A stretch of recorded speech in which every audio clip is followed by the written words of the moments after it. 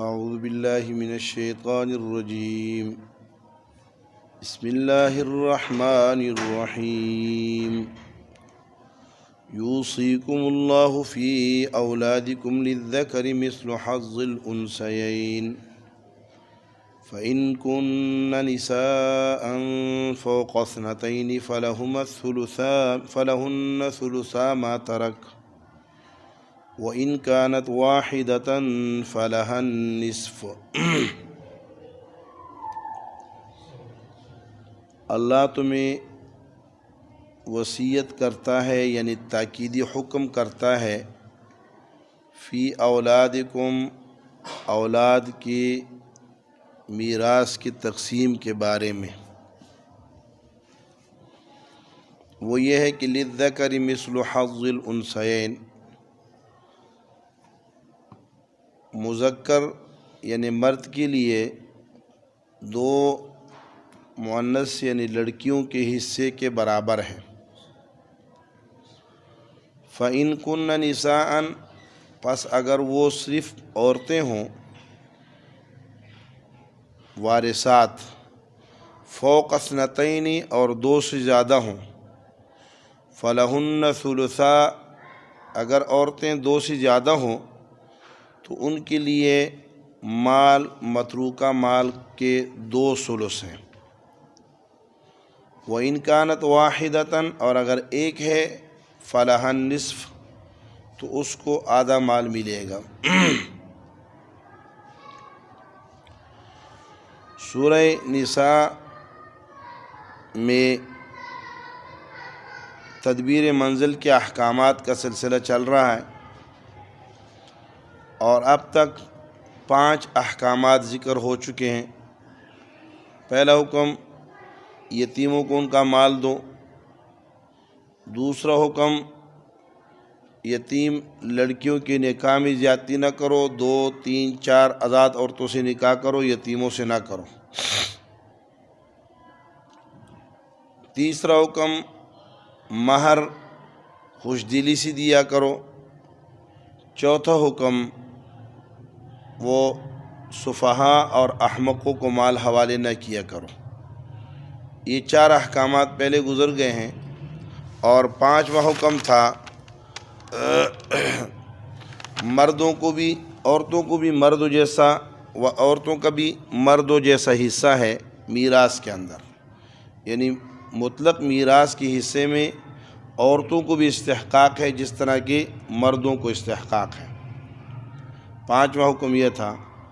اور 6واں حکم ہے تقسیم انصبا، یعنی تفصیل حصص ورثہ، ورثہ کے حصوں کی تفصیل ہے۔ ہر وارث کو کتنا کتنا حصہ ملے گا، کس کو کتنا حصہ ملے گا۔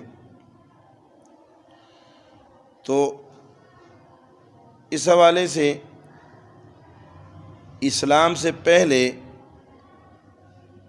میراث کے 3 اسباب تھے۔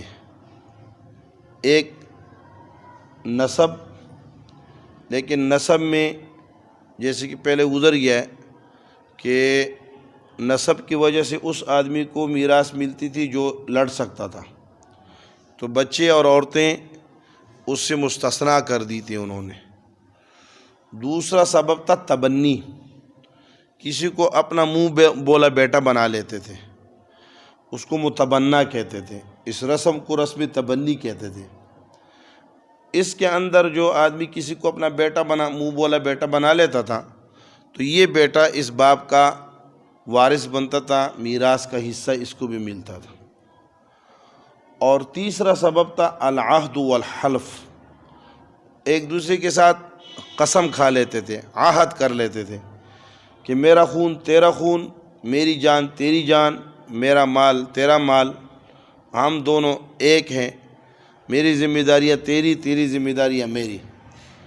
اب یہ معاہدہ کر لیتے تھے، ایک دوسرے سے حلف قسم کھا لیتے تھے، اور پھر اس کی بنیاد پہ جب ایک معاہد مرتا تھا تو وہ دوسرا معاہد اس کا وارث بن جاتا تھا، اور اگر دوسرا مرتا تھا تو پہلا اس کا وارث بن جاتا تھا۔ یہ 3 اسباب تھے۔ ابتدائی اسلام میں بنیادی طور پہ دو اسباب تھے۔ نمبر ایک ہجرت، نمبر دو مواخات۔ جو آدمی ہجرت کرتا تھا، سورہ انفال کے اندر یہ مسئلہ مذکور ہے کہ جو ہجرت کرے گا تو اس کو تو تمہاری میراث کا حق ہے، وہ تمہارا وارث بن سکتا ہے، اور جو ہجرت نہیں کرتا وہ اگرچہ تمہارا بیٹا ہو، تمہارا باپ ہو، وہ آپ کے مرنے کے بعد آپ کے مال کا وارث نہیں بن سکتا۔ دوسرا، رسول اللہ صلی اللہ علیہ وسلم مبارک نے مدینۃ المنورہ میں آ کر انصار و مہاجرین کے درمیان ایک رشتہ قائم کر دیا تھا، ایک دوسرے کے بھائی قرار دے دیا تھا، بھائی بنا دیا تھا۔ تو اس دور میں جو مواخات کا دور تھا، اس دور میں اگر ایک بھائی جس کو اسلام نے اور آپ علیہ الصلوۃ والسلام نے دوسرے کا کسی انصاری کا بھائی قرار دے دیا تھا، کسی مہاجر کو، تو یہ مہاجر اگر مرتا تو انصاری اس کا وارث بنتا، انصاری مرتا تو مہاجر اس کا وارث بنتا تھا۔ پھر آگے چل کر شریعت نے ان دونوں اسباب کو منسوخ کر کے ابد الآباد کے لیے 3 اسباب میراث کے وہ قائم کر دیے ہیں، اور 3 وجوہات کی بنیاد پہ انسان ایک دوسرے کے وارث بنتے ہیں۔ نمبر 1 نسب، اور نسب سے مراد کیا ہے؟ الاقرب فالاقرب، جو جتنا زیادہ قریب ہے اس کو اتنا زیادہ میراث کا حق حاصل ہے۔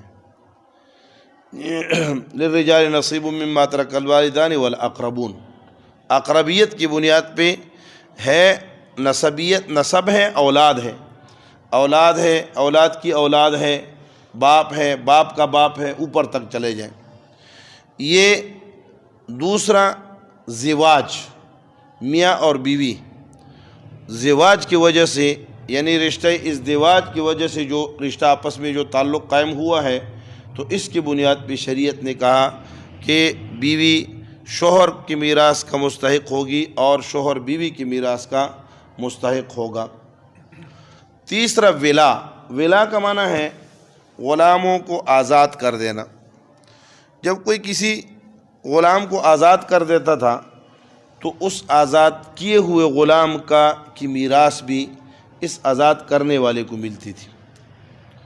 اب آج کل غلاموں کا کنسپٹ ختم ہو گیا ہے۔ اس کی بنیادی وجہ یہ ہے کہ اسلام اس وقت مغلوب ہے، دنیا میں کہیں بھی اسلام کا جو ہے بول بالا نہیں ہے۔ اسلام بطور نظام دنیا کے اندر، یہ افغانستان کے اندر عارضی طور پہ ہے، پتہ نہیں یہ کب تک دنیا کو ہضم ہوتا ہے، ورنہ تو ہوتا ہے نہیں۔ اسلام بطور نظام دنیا میں اس وقت نافذ نہیں ہے۔ اگر اسلام کسی بھی ملک میں بطور نظام کے نافذ ہوگا اور اس ملک کی کسی کے ساتھ لڑائی اور جنگ ہوگی، اس جنگ کے اندر اگر کوئی بندے گرفتار ہو جائیں گے یا عورتیں گرفتار ہوں گی، تو وہ مرد جو گرفتار ہوں گے وہ غلام ہوں گے، اور عورتیں جو گرفتار ہوں گی تو وہ باندیاں ہوں گی آج بھی۔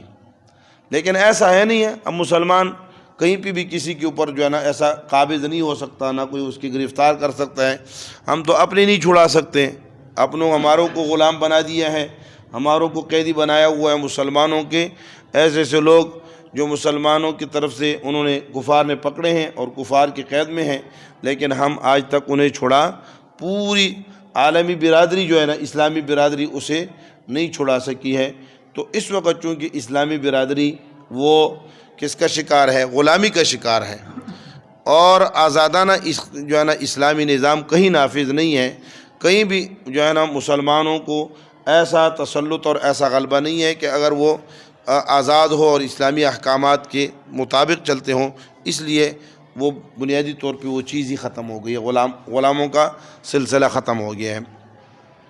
تو ایسے لوگ اگر آتے ہیں اور ان کو کوئی مسلمان کر لیتا ہے، آزاد کر دیتا ہے، یا ویسے آزاد کر دیتے ہیں اور وہ اسی ملک میں رہتے ہیں، تو پھر کسی کے حصے میں غلام آیا اور اس نے کہا کہ اس کے دل میں آیا کہ یار میں اس کو آزاد کرتا ہوں، تو جب اس کو آزاد کرے گا تو اس کے مرنے کے بعد اس کی میراث کو ملے گی، اور اس آدمی کے مرنے کے بعد اگر اس کے ذوی الفروض عصبات میں کوئی نہ ہو اور وہ غلام ہی اس کا ہو تو وہ غلام اس کا وارث بنے گا، مولا الموالات اس کو کہتے ہیں۔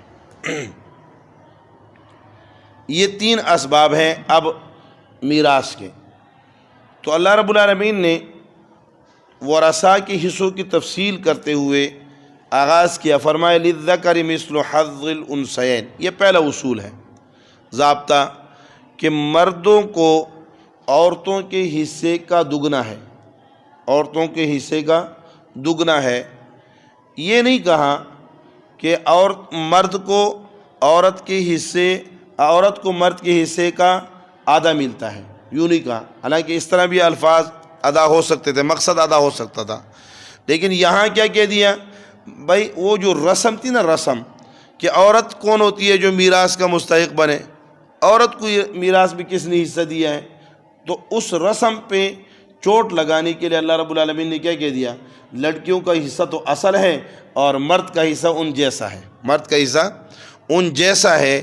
یہ مثل حظ الانثیین میں مثل کے اندر لانے کی وجہ یہ ہے کہ تاکہ پتہ چلے کہ لڑکیاں تو اصالتاً وارث ہیں اور لڑکا جو ہے وہ اس کے کیا تابع ہو کر ان کی طرح ہے۔ پھر یہاں ایک مسئلہ یہ ہے کہ لڑکوں کو 2 حصے دیے، لڑکی کو 1 حصہ دیا۔ اب انگریزوں کو بڑی فکر پڑ گئی ہے انگریزوں کو بہت سخت جو ہے نا مروڑ اٹھ گیا پیٹ میں کہ یار بہت زیادتی ہو گئی ہے، اسلام نے بڑی زیادتی کی ہے۔ اچھا کیا زیادتی کی ہے بھائی؟ لڑکی کو آدھا حصہ دیا ہے، لڑکے کو پورا حصہ دیا ہے، یعنی ایک لڑکی کو 2 لڑکیوں کو 1 لڑکے کا حصہ دیا ہے۔ اچھا تکلیف ہو رہی ہے، بہت زیادہ تکلیف ہوتی ہے، تو ہم کہتے ہیں بھائی ٹھیک ہے، اس لڑکے کو اگر لڑکی کو اگر لڑکے کا آدھا حصہ میراث میں ملا ہے تو یہ لڑکی کل کو بیوی بھی بنے گی نا، تو وہاں سے بھی تو اس کو 8واں حصہ ملے گا، اور اگر نہیں تو 4تھا حصہ ملے گا، اولاد نہیں ہے تو، اگر اولاد نہیں ہے تو 4تھا حصہ ملے گا، ورنہ تو کیا ملے گا، 8واں حصہ ملے گا، اگر اولاد ہے وہاں سے بھی ملے گا۔ پھر اس لڑکی نے ماں بھی بننا ہے، تو ماں ہوتے وقت بھی اس کا حصہ ہے، کبھی آدھا ہوتا ہے، کبھی 1/3 ہوتا ہے، یعنی 1/3 ہوتا ہے، کبھی جو ہے نا 1/6 حصہ ہوتا ہے، وہ آگے تفصیل آ رہی ہے، تو وہاں سے بھی اس کو ملنا ہے۔ اچھا اس کی رسپانسبلٹیز، اس کی ذمہ داریاں کیا ہیں؟ کچھ نہیں ہے، مکان کا کرایہ اس کو جو ہے نا شوہر لے کر دے گا، مکان اس کو لے کر دے گا، کھانا اس کو لے کر دے گا، کپڑا اس کو لے کر دے گا، اس کے اوپر ذمہ داری کوئی نہیں ہے، یہ صرف اس کا کیا ہے؟ جیب فنڈ ہے، یہ اس کا کیا ہے؟ جیب فنڈ ہے کہ بھئی یہ آپ رکھ لو۔ تو اب اگر اس طرح کی ہے، لڑکے کے اوپر ذمہ داریاں ڈال دی ہیں کہ آپ نے بچے بھی پالنے ہیں، آپ نے بیوی بھی پالنی ہے، آپ نے اگر والدین بوڑھے ہیں تو ان کی ذمہ داریاں بھی آپ کے سر ہے، تو اس کو ساری ذمہ داریوں میں جکڑ کر آدھا دے دیا، آدھے کیا کر دیا، 1 حصہ دے دیا، اور اس کو ساری ذمہ داریوں سے فارغ کر کے، تو اسلام نے تو کیا کیا، اس کے ساتھ بڑا احسان کیا ہے۔ پھر ادھر ادھر سے اور بھی بہت سارے راستے کھول دیے ہیں، جی باپ کی طرف سے بھی حصہ ملے، اولاد کی طرف سے بھی حصہ ملے، شوہر کی طرف سے بھی حصہ ملے، تو اس کے تو کیا ہے، اسلام نے بہت زیادہ اس کے ساتھ احسان کیا ہے۔ تو فرمایا کہ للذکر مثل حظ الانثیین فإن کن نساء فوق اثنتین، اگر لڑکیاں 2 سے زیادہ ہیں، صرف یہ لڑکیاں ہیں یعنی 3 ہیں، 4 ہیں، 5 ہیں، اوپر جتنے بھی ہیں، تو ان کو 2 ثلث ملیں گے۔ معنی کیا ہے؟ مال 3 میں تقسیم ہوگا، 2 ثلث لڑکیوں کے ہو جائیں گے، اور 1 ثلث جو بچے گا وہ باقی ورثاء کو، چچا ہیں یا چچا زاد ہے یا کوئی بھی ہے، یعنی عصبات جن کو کہا جاتا ہے، وہ ان کو حصہ مل جائے گا۔ بھائی کے اس کے بھائی ہیں، میت کے بھائی ہیں اگر، تو ان کے ملے گا۔ ادھر لڑکا کوئی نہیں ہے ان کے ساتھ، لڑکا نہیں ہے، 2 صرف کیا ہے، 3 لڑکیاں وارث بنی ہیں، تو ان 3 لڑکیوں کو مال 3 حصے میں تقسیم کریں گے، 2 حصے ان کے ہو جائیں گے، اور 1 حصہ جو ہے نا وہ باقی ورثاء کو مل جائے گا۔ اور اگر جی فَلَهُنَّ ثُلُثَا مَا تَرَكَ، اب یہاں ایک لفظ جو قرآن نے ذکر کیا فوق اثنتین، دو سے اوپر ہوں. اب اگر دو ہوں تو ان کا کیا حکم ہے؟ تو اس کا حکم یہاں صراحتاً ذکر نہیں کیا کہ دو اگر ہیں تو ان کا کیا حکم ہے، لیکن اسے 3 وجوہات کی بنیاد پہ اس کا ذکر نہیں کیا. ایک، اوپر جب کہا نا للذکر مثل حظ الانثیین، لڑکے کو 2 لڑکیوں کا ایک حصہ دو لڑکیوں کے برابر حصہ ملے گا. تو یہ کیا ہوا؟ یعنی ایک ثلث لڑکی کا ایک بہن کا اور دوسرا ثلث دوسری بہن کا. تو اس کا کیا ہو گیا؟ یعنی 2 بہنوں کا ہو گیا ثلثین اور تیسرا ثلث کیا ہو گیا؟ ایک ثلث اس کا ہو گیا. ایک یعنی 3 میں اگر تقسیم ہوا ہے تو لڑکیوں کو ایک ایک حصہ اور اس کو کیا ہے الگ سے ایک حصہ ملا ہے مستقل طور پہ. تو وہ 2 ثلث میں ان کو 2 ثلث ملے گا لڑکیوں کو. اس للذکر مثل حظ الانثیین سے بھی ثابت ہوتا ہے. دوسرا یہ کہ حدیث مبارکہ میں آتا ہے جب یہ آیت نازل ہو رہی تھی، شان نزول اس کا یہ ہے کہ سعد بن ربیع رضی اللہ تعالیٰ عنہ پیارے نبی کریم صلی اللہ علیہ وسلم کے ساتھ احد میں شہید ہو گئے. تو ان کی بیوی 2 بچے لے کر پہنچی اور آ کر کہا اے اللہ کے حبیب، یہ سعد کی بیٹیاں ہیں، آپ کے ساتھ وہ شہید ہو گئے ہیں احد میں، اور ان کا جو مال تھا وہ چچا لے گئے، لڑکیوں کے چچا لے گئے ان کے بھائی. اب ان کے پاس تو مال ایک پیسہ بھی نہیں ہے، اگر ان کے پاس کچھ نہیں ہے تو ان کے ساتھ نکاح کون کرے گا؟ تو آپ صلی اللہ علیہ وسلم نے فرمایا کہ اللہ تعالیٰ آپ کی سنوائی فرمائیں گے. اتنے میں اللہ نے آیات نازل کی. جب آیات نازل کی، یہ میراث کی پوری 2 آیات نازل ہوئی جن میں پوری تفصیل ہے. تو آپ صلی اللہ علیہ وسلم نے اس صحابی کو کہا جاؤ اور ان کے چچا سعد کے بھائی کو کہو کہ 8واں حصہ سعد کی بیوی کو دے دیں اور 2 ثلث جو ہیں 2 حصے وہ کس کو دے دیں؟ اس کی بچیوں کو دے دیں اور باقی مال وہ خود رکھ لیں. تو آپ صلی اللہ علیہ وسلم نے جو تفصیل کی ہے وہ 2 لڑکیوں کی صورت میں کیا کی ہے؟ 2 ثلث کی ہے. اسی طرح تیسری وجہ یہ ہے کہ قرآن نے آگے چل کر اس صورت کے اخیر میں بہنوں کا حصہ اللہ رب العالمین بیان فرماتے ہیں.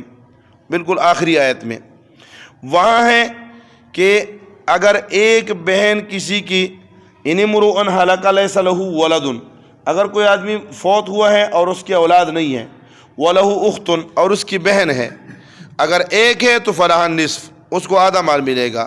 وَإِنْ كَانَتْ اثْنَتَيْنِ اور اگر 2 ہیں تو فَلَهُمَا الثُّلُثَانِ مِمَّا تَرَكَ ان کو 2 ثلث ملے گا. تو یہ معنی ہوا کہ اسی پر قیاس، بہنوں پر قیاس کرتے ہوئے بچیوں کیا، اگر بچی میں اگر 2 ہے تو ان کو تب بھی کیا ملے گا؟ 2 ثلث ملیں گے.